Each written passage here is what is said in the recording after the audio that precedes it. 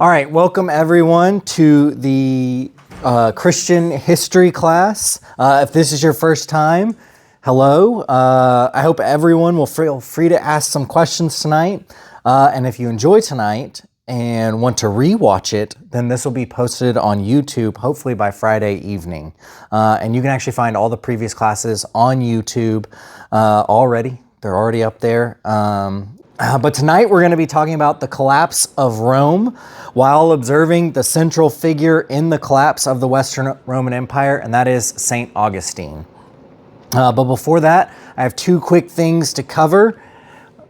The first one, as always, is our rules. Rule 1 is we are not covering everything. These are just a few of the books we have. If you'll see the Nicene and post-Nicene Christianity from 311 to 600, that's still the area we did. We did the Cappadocians, kind of broke this into half.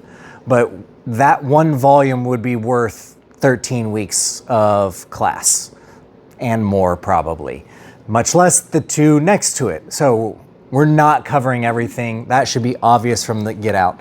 The second thing that it's not as obvious is that what we are covering is not as settled or agreed upon as most of us sometimes assume about history. Historians will find new evidence, or even the evidence that we already have. They will disagree on the interpretation and the outcome of that evidence. So even what I present to you tonight is not perfect and is disagreed upon. My personal opinion on Augustine is not so high on him. Other people have a very high opinion of him. And we know the same facts. So history is not settled. It's not agreed upon. Those are our two rules that we've gone over in every class, and we'll continue to go over them for every class just to make sure. The second thing we had to cover was something that I missed actually last week.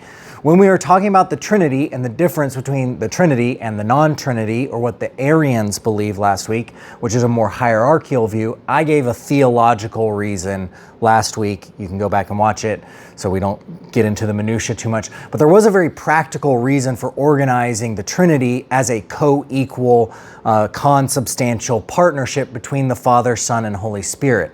And the very practical reason for organizing it this way is that there would be no Caesar or head of the church but Christ. So the Christians, Christianity was legalized by Constantine in 313 by the Edict of Milan. There's Constantine under this banner, which is the Chi Rho insignia. It's that P with the X. That's the first two letters of Christos. So he was told that this meant that you were to be conquering under the banner of Christ. And so he then legalized Christianity after he had conquered under this banner. And so they had to shoot the gap on making Jesus a god that Caesar could worship, but not necessarily something that Caesar could take the place of.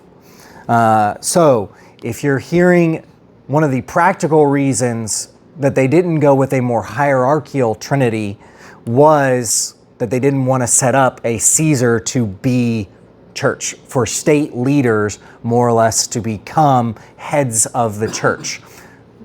They didn't necessarily succeed. The most recent example of a state leader becoming the head of the church, and perhaps most famous, is when Henry VIII became head of the Church of England. So the Church of England and most denominations, outside of a few very large, sometimes exceptions, do agree with this version of Trinity on your left. So that is Nicene Christianity. So they were trying to do that. Was it successful?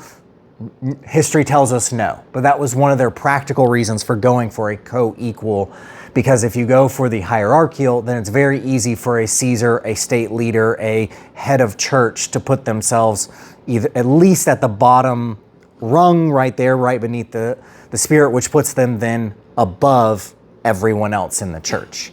So not successful, but it was one of the practical reasons that I just completely skipped over last week, and is really important for us tonight. So let's get into Augustine. Augustine was born in 354 and lived until 430. He was born in Hippo Regius, or northern Africa.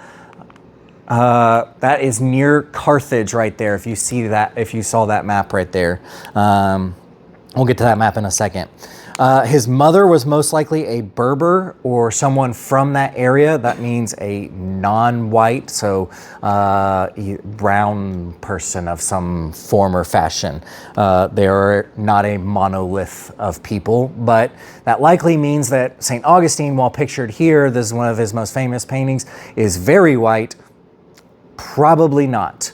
And that's actually something that gets glossed over in early church history. Last week, we talked about the Cappadocians from Turkey. Turkish people were not typically white, Italian, or Greek, Roman, French-looking people. They were darker skinned. Origen was Egyptian. Paul was Hebrew. So those are the main people we've talked about so far. And ironically, out of all of these people, Paul might have actually historically had the lightest skin tone of them all, despite the many paintings showing them as white guys. So Augustine received his study in Carthage, having grown up in northern Africa to a pretty well-off family. He would have learned Latin, rhetoric, grammar, law in Carthage from some of the top teachers in that city, which would have been some of the top teachers of that day.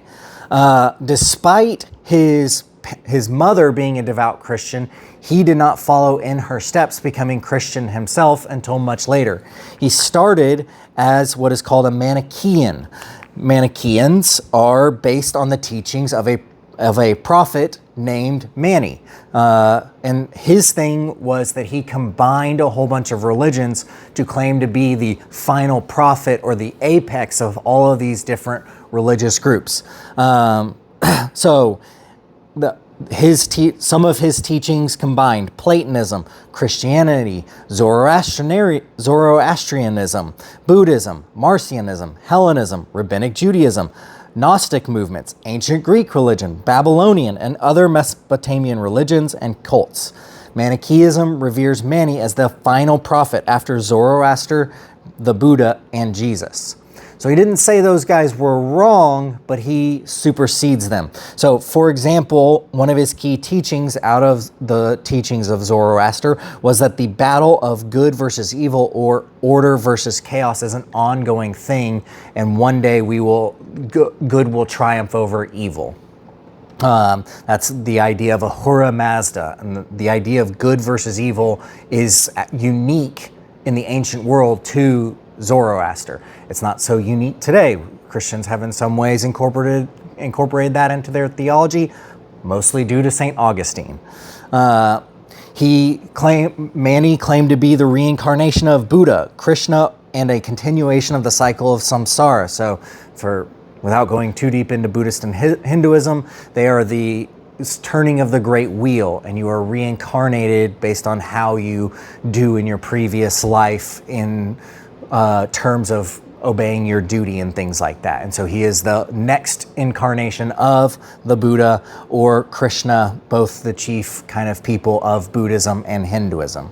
But he didn't leave Christianity out, because he actually believed or wrote that salvation came through Jesus, who showed us who suffered to show us the way to the light, order, and goodness. So this is where Augustine started out. And so I'm going into this to contrast Augustine from our Cappadocians from last week.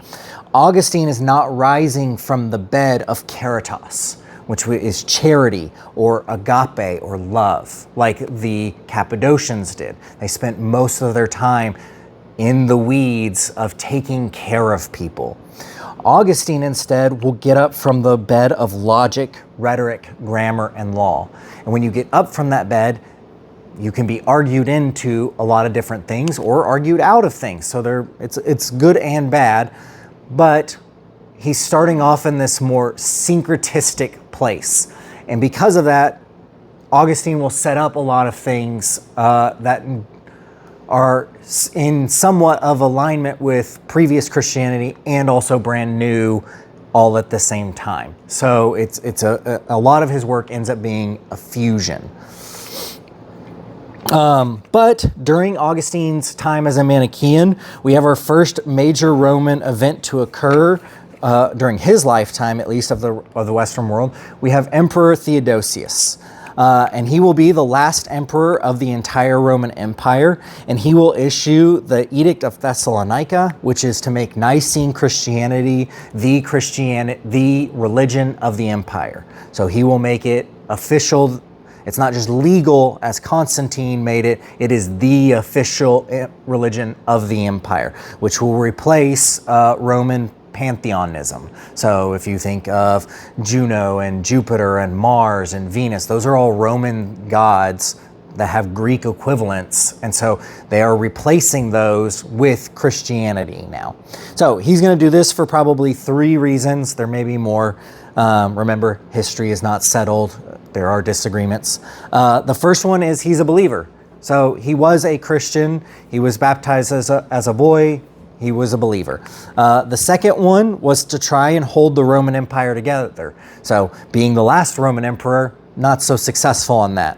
And the third one was to follow in Constantine's footsteps of expanding the empire by protecting Christians against the Sassanids or raiders or different cities mostly found along the Silk Road. So he was trying to capture wealthy cities as well. So expand the Roman Empire as well as hold it all together.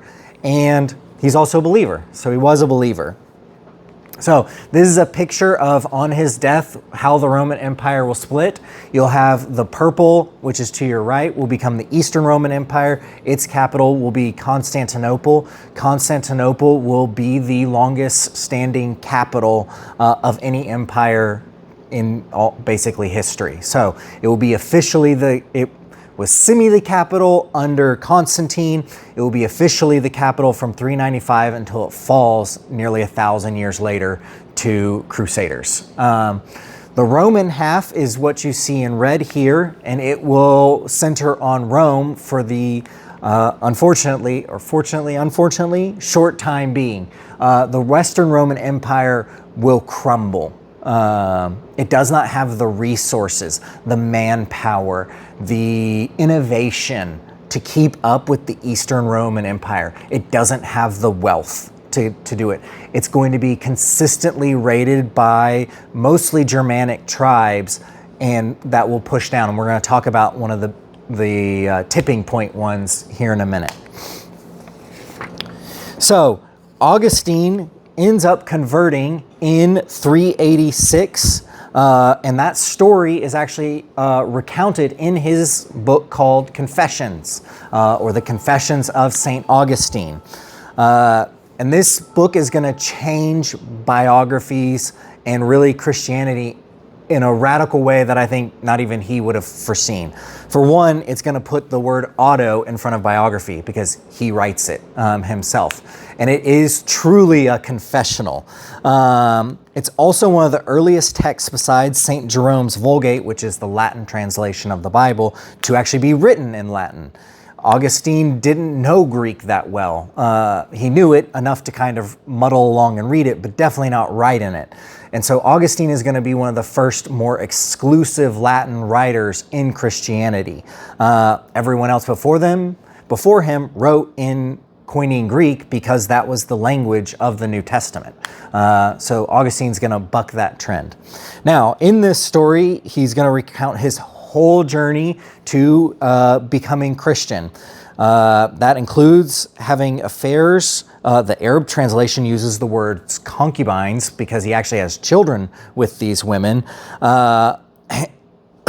And his mother, Monica, eventually gets him to kind of leave these women, take care of these women at the same time. He's definitely involved with his son, and eventually takes up a teaching post in Rome and tries to open up his own school. So his mom convinces him to go to Rome to get away from the wife concubine in Carthage, and he tries to get out to set up a school. He fails spectacularly. the way it worked back then is you paid tuition on your last day of school. And no one paid Augustine on his last day of school, or not enough people paid to get him to go for another year.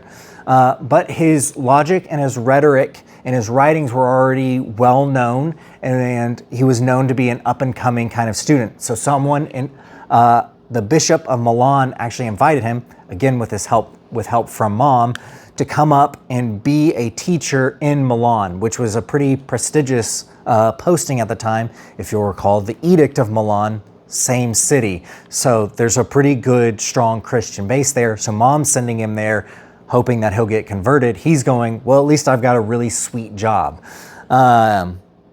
He does get converted in 386, and then this is written in roughly 397 to 400.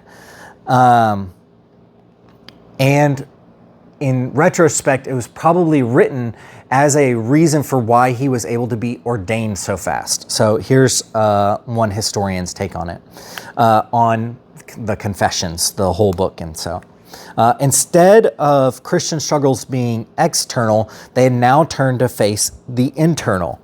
Augustine clearly presents his struggle with worldly desires, such as lust, and Augustine's conversion was quickly followed by an ordination as a priest in 391, and then an appointment of bishop in 395. Such rapid ascension certainly raised criticism of Augustine. Confessions was written between 397 and 398, fully published and spread around by 400, suggesting a self-justification as possible motivation for the work. With the words, and found in Book 10, Chapter 1, I wish to act in truth, making my confession in both heart before you and in this book before the many who will read it. Augustine both confesses his sins and glorifies God through humility in his grace, the two meanings that define confessions, in order to reconcile his imperfections not only to his critics but also to God. So he's like really smart, so while I have my disagreements, he's brilliant. He's really smart. And so he's kind of writing this on, and it's super scandalous and salacious. And he really doesn't spare many details. And it was wildly popular, as most scandalous, salacious things are still today. One of the key things we get out of this today is actually our sense of how we understand knowledge in time. So if we have three words that describe knowing something, let's say. We have knowledge, wisdom, and understanding. Typically, you understand what's about to happen. You are wise during what's happening, and you know after what's happening. And so Augustine's way of viewing the world and time is actually still infused into our language even today, where you will know, you can go back and learn what happened or know it before the next time. And once you fully know it, then you understand what to do next time. But that doesn't change that wisdom may have you act different than your knowledge and understanding. And so the truly wise person doesn't just know and understand, but they act right in the moment, based on usually the Holy Spirit, honestly. But that is still in our DNA and how we kind of think and process the world today. And if you'll notice, that's also a pretty linear approach. And Augustine had a pretty linear approach to time as well. And again, something that will happen that he will give to us. Now, if you are the great confessions guy, there's going to be a controversy that's going to come up that he is the perfect person to argue against. Augustine is the one holding the book there, and he is arguing against the Donatists. The Donatists are a group of mostly priests and bishops out of Carthage, the Carthage area, Hippo Regius, of Africa. So he's going back home. They cared a lot about purity. So if you were someone who denounced Jesus or gave up Jesus under persecution, then they thought you should no longer be able to offer the sacraments or do communion and give communion. sure, you could repent and be in communion, but not a full priest or bishop or presbyter or deacon, or you don't get to have a position anymore. You have to just be a lowly congregant layperson. That was their position. So they said, we are a church of saints. The implication being that, and not sinners there. So who better to send back to fight the ultra purists than the man who had already aired all of his dirty laundry in Augustine? It's also a hometown hero kind of thing. Augustine is going to actually defeat the Donatists because they were claiming not to be of Nicene Christianity. It's unclear whether they were fully in on the Trinity the way I showed it to you guys a few minutes ago. Maybe, maybe not, but they declared themselves as non-Nicene so that they could judge, maybe is probably the best word, the priest who had been Nicene and given up their Christianity under persecution. They were also anti-imperialist. And so if you see the steps that Christianity has been taking towards becoming a religion of the empire rather than its own thing, you have two kind of critiques there. And Augustine will prove, the way he defeats them is he actually proves to the emperor at the time in about 409 that the Donatists were not the chosen religion of Constantine. It was, in fact, Nicene Christianity. So he proved that through law, legal doctrine, writing, things like that. This controversy will also end up influencing Augustine for his concept of original sin. So hold on to the idea that these people were ultra purists and didn't want to offer sacrifices. And so they're kind of the prelude to his idea of original sin. The next major thing that's going to happen in Augustine's life is the sacking of Rome. So Rome will get sacked, that is, come in and plundered by Alaric the Visigoth in 410. So just a year later after his great success with the Donatists, they get sacked. And Rome will never recover from this, not fully. And really, you can make an argument for the Holy Roman Empire, which will be 500 to 700 years later, but Rome is never Rome again. If you go to Rome and you go to something like the Colosseum, you'll see like these holes drilled into the walls there. That's because they actually had little bits of gold or highly or valuable metals in the columns, and when they came in and sacked it, maybe not this time, but in the times that come after it, they actually started drilling into the columns to get those tiny bits of metal out, because that's how much time they had to sack Rome, which when you think about how massive the Roman Empire is, that's a huge, huge change. And so then we get into Augustine's City of God. And that is his, while Confessions is sometimes his best known work, City of God is his most theological work. And while I disagree with a lot of what's in it, when you understand the heart behind it, I think you can soften a bit towards his words. So if you have the sacking of Rome happen in 410, and this will be published in 426, what do you have? Like, can you imagine if New York City were destroyed by bombing almost overnight, or Washington, D.C.? That would destroy our confidence as a nation. And so he's writing this to a people who are terrified of what's coming next.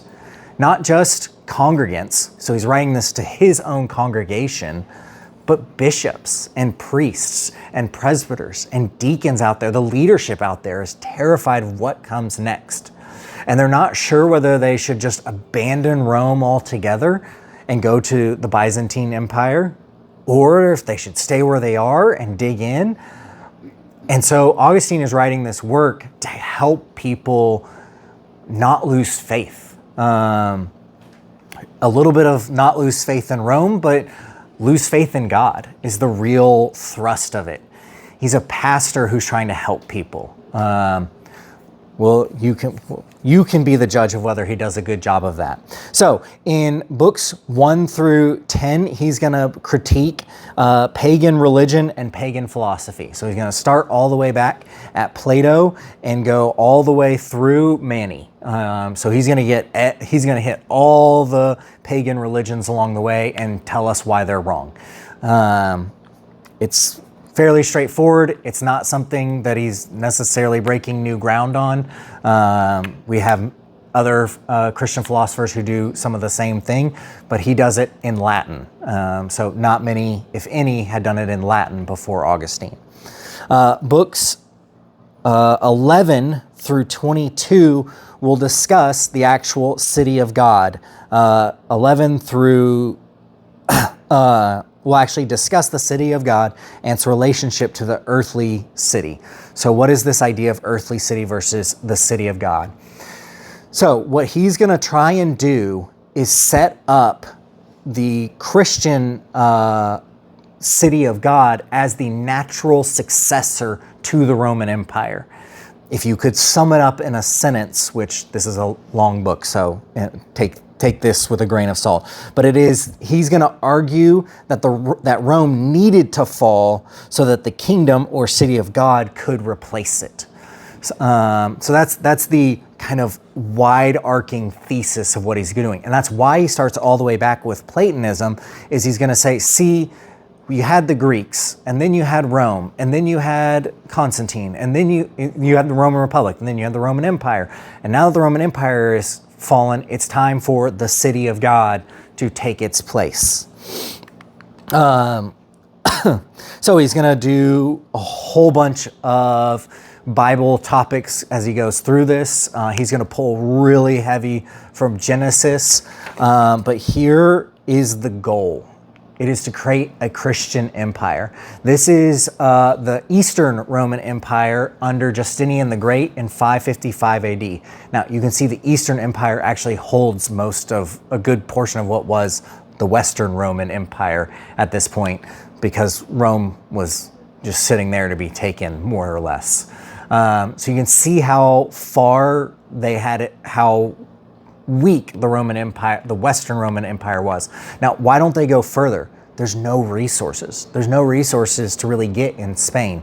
The better horses are in the steppes of what will become Russia. Sometimes you think of Spanish horses and things like that. No, there's nothing in Spain worth getting. France is a backwater. They will get what is almost Aquitaine right there at the bottom in southern France, which is a little bit of a major Christian center. But Paris isn't really a thing yet. There's no need to go to Britain. Why even try and travel to Germany? You could conquer those people, but what are you going to do with them? Then they're yours to govern, and they're costly. So the Eastern Roman Empire is just going to get the fancy stuff. They're going to go for Rome because it's Rome. It's not like it's a name. It's not necessarily that resource rich at this time. Did Augustine tie Daniel, where Nebuchadnezzar's statue and the feet of iron and clay, and then the stone is cut out and smashes it, and a kingdom that's going to go forever comes out of that? His idea of a kingdom. Did he tie any of that together? I don't have that in my notes, and I don't recall that, but that sounds right on brand. So I would find it hard to believe that he didn't. But I don't have it in my notes, so I can't say for sure. I have a lot of other Hebrew scriptures that he used in my notes, but not specifically Daniel. But a lot of what he's going to pull from is Genesis and the kings of Israel, and a little bit the Psalms. So maybe Daniel too. I would say it would be foolish for him to have left that out there. It's ripe fruit just sitting there hanging. Or maybe it was too ripe and too obvious. It wasn't just a spiritual kingdom, it was a physical kingdom. It was. And so, yes, it was a very physical kingdom, which is why we're going to get some of the issues from Augustine that we still are hanging around with today. The first one is original sin. He's going to use 3 scriptures in particular to argue this. That's Genesis 3, Psalm 51, 5. I don't know why I have 5 there, because it's Psalm 51:5, which says, I was brought forth in iniquity, and in my sin did my mother conceive me. And this is a Spanish tapestry from the 900s. And I just love the eyes that Adam and Eve have looking at each other. It's just, it's like people still had a sense of humor back then. And then the big one he will use is from Romans 5, verses 12. Where it says, therefore, just as sin entered the world through one man, and death through sin, and in this way death came to all people because all sinned. So for him, he read the Apostle Paul as Adam's act released a power into the world by which sin and death became the natural lot of mankind, which is evident, especially if you read through some of the Apocrypha, 2nd Esdras, 2nd Baruch, the Apocalypse of Moses, 4th Ezra, again 2nd Baruch, and in Romans, Paul quotes those Paul is actually frequently quoting passages from that. So Augustine is both reading the Apocrypha and then reading Paul and going, oh, this is what he meant to say. Now, the idea of original sin is a very theologically fraught idea. Because how does that work? How does it pass on? How do you never get clean from original sin necessarily? So if you remember, we had our Donatists who were like purity at all costs. So original sin is a really great argument against anyone who says purity at all costs, because you can look right back at them and say, we're all impure from the beginning.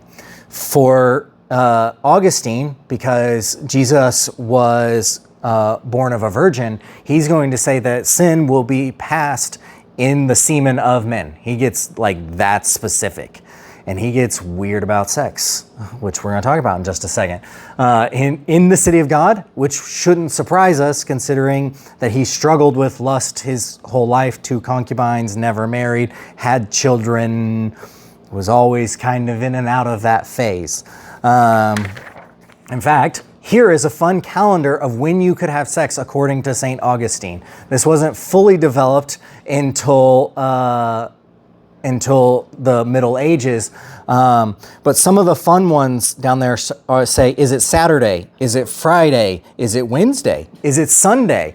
If those are days, if it is those days, then you can't have sex. Is it during Easter? Is it during Lent? Is it during Advent? Is it during the week before and after Pentecost? Is it any other holy day? Then you can't have sex. Dude was weird about it, especially considering that he probably was breaking some of his own rules. Like, this is Stephen Fry, who's commenting on this chart that is from the Catholic Church. It's they don't recommend this anymore, but at the time, during medieval Christianity, it was a thing. And I have a fun story. He says, Stephen Fry says, it's the strangest thing about this church. It is obsessed with sex, absolutely obsessed. Now they will say, with our permissive society and rude jokes, we are obsessed. No, we have a healthy attitude. We like it, it's fun, it's jolly, because it's a primary impulse. Because it's a primary impulse, it can be dangerous and dark and difficult. It's a bit like food in that respect, only even more exciting. The only people who are obsessed with food are anorexics or the morbidly obese. And that, in erotic terms, is the church in a nutshell. So, why is the church weird about sex in many ways even today? Augustine was weird about sex. And he didn't follow his own rules. So, there's a story of a man who actually followed this for 2 years. In year 2, his wife actually beheaded someone because she was in such heat. She was not prosecuted for that charge. He was prosecuted and thrown in the stocks, and the priest told him, give your wife some lovin'. What year was that? Huh? What year was that? I think it's the 10th century, so 900s to 1000. So it was in London, or reportedly outside of London. So how much did they follow this? Probably not much. But the ones that did got counseled not to follow it. But it's still there, still hangs around us today. It's still this kind of taboo and hard and difficult subject for us today, because in many ways, Augustine shaped what will come after the Roman Empire. And in many ways, we're actually still living in that era. We're still living that way. One of his other things were, if you're going to have an empire, you're going to have to conquer people. You're going to have to fight wars if you're going to have an empire, right? So he's going to be one of the first advocates in the Christian space for what is called just war theory, or when is war allowed. He says, but they say, the wise man will wage just wars as if he would not at all rather lament the necessity of just wars, if he remembers that he is a man.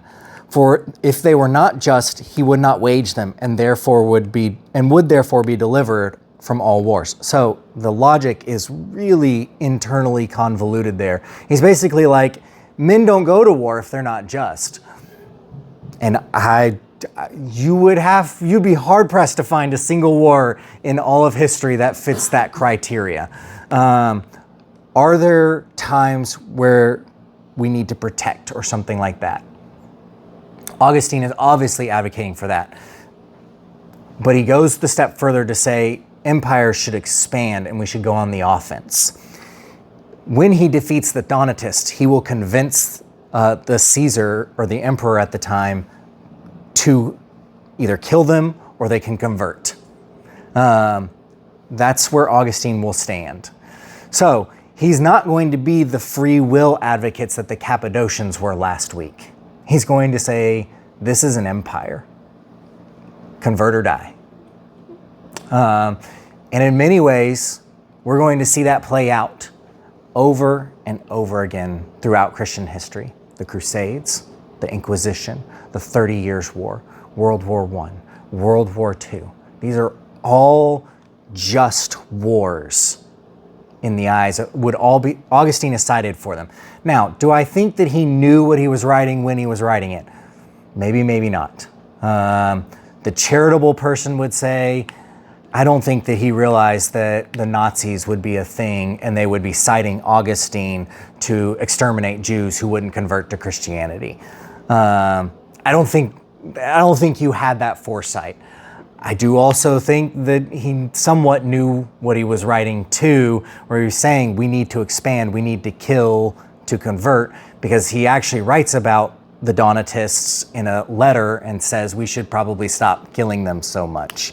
So did he know the end game? Probably not. But he knew some of the beginning game, and it's not much prettier. Go ahead. So he lived in the Roman Empire, and that is the way that they lived by expansion, and they expanded by war. And so that's what he knew. And so if the Church of God is going to be a physical empire, that's how you do it. That is his exact logic. Is that Christian or not is a different story altogether. But if you take his Manichaean roots, where there was this intermingling of all these religions, you can see how he's in many ways intermingling Christianity with Roman ideology and basis. So he is a Christian at this point? Yes, he was a Christian in 86. He's a bishop at this point. And so people need him. So that's why I started with the world is on fire around him. Rome is falling. It has been sacked now, and people are freaking out. And he's trying to write this from a place of logic and compassion, but it's logic first and then compassion. So the Cappadocians last week tended to write from a place of love and then logic. And so the two groups really kind of contrast well, and you can really kind of catch it in how they're writing and what's going on in how they approached their faith. Was this man trying to be a faithful servant of God? I would argue yes. I disagree with a lot of his theology, but his goal was to be a faithful servant of God. His goal was to care people. Did he go about it in the greatest way? I think that's pretty easy to say no. You can read his own confessions and see how that was no. But he was trying. He was trying his best. And who among us would like to write something down and then 1,600 years later, we're still talking about the flaws and foibles? Great though they may be, those flaws and foibles, I know that I wouldn't necessarily want the same fate visited upon me. But Augustine, because he's writing from a place of law and authority, really sets up the idea that Christianity should replace Rome as a physical empire. Now, if you have a physical empire, what do you need? You need someone at the top. You need an emperor. So this is also going to set the basis for what will cause the East-West Schism in 500 years, where the Pope will claim to be the head of the church. So they're going to cite Augustine when he does that. Augustine, when he's writing about just war, is actually citing Romans. So this is Romans beginning in chapter 13, beginning in verse 1. Let every person be subject to the governing authorities, for there is no authority except from God, and those that exist have been instituted by God. Therefore, whoever resists the authority resists what God has appointed, and those who resist will incur judgment. For rulers are not a terror to good conduct, but to bad. Would you have no fear of the one who is in authority? Then do what is good, and you will receive his approval. Now, this is what Augustine is really going to use for just war right here. For he, being the ruler, is God's servant for your good. But if you do wrong, be afraid, for he does not bear, that's the ruler, bear the sword in vain. For the ruler is the servant of God, an avenger who carries out God's wrath on the wrongdoer. So he's saying rulers carry swords. We should all carry swords if we're going to expand Christianity. So bishops carry swords? Bishops carry swords. Because they're rulers. Because they're rulers. So my stance in this class in general has been to try and teach it to you all as neutral as possible. I disagree with a lot of that interpretation and a lot of what Augustine will say. But that doesn't change that he was the central figure to kind of pick the Christians up and build something that would hold what will become Western Europe together. We have Western civilization today in large part because Augustine wrote City of God and Confessions. The Catholic, what will become the Catholic Church, still exists today because this is good hope when Rome has been sacked and burned and plundered and stolen. And we'll get to talk either next week or in 2 weeks some of the positive outcomes of Christianity, particularly Western Christianity, surviving the collapse of Rome. So there were some good things that come out of this. I highlighted all the bad ones today. But Augustine in many ways sets up our entire civilization for today. A lot of the problems you see today. So if you turn on the news, you'll hear the idea of Christian nationalism. That starts here, City of God. The idea that Christianity can be a nation right here. It starts in Augustine. And it's going to still be, that's today. And it's going to be something that will continue to appear and crop up from history, from Confessions on. So I think that was the second bell. So next week, we're going to talk about Pope Gregory the Great, and we're going to talk about the barbarian conversions that will occur kind of after him. So thank you all for coming this week. And as always, this will be on YouTube, hopefully by Friday. So thank you all.